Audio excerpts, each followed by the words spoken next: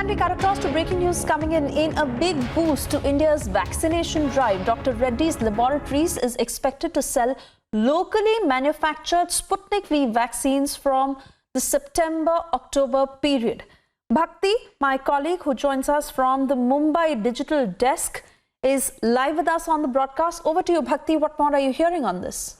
Yeah, so hi. So we have an input here that we've just received that Dr. Reddy's Laboratories, a senior official, MV Ramana, the CEO of branded markets of Dr. Reddy's, has told PTI that we can expect the Russia's COVID-19 Sputnik V vaccine by September-October in the country.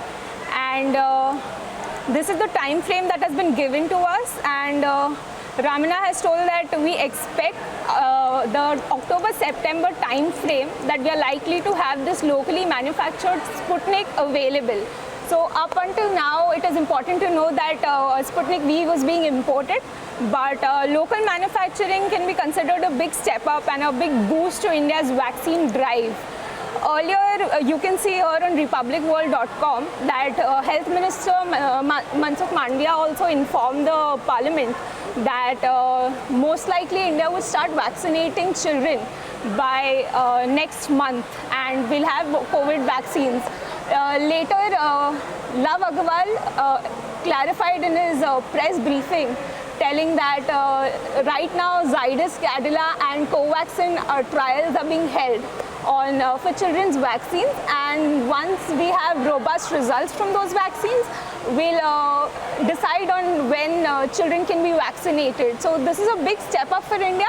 Also, we have a new update here where ANI has just tweeted that VK Paul, the member health of Niti Aayog, has said that there is an offer and that the health ministry is working on it over the availability of Moderna vaccines.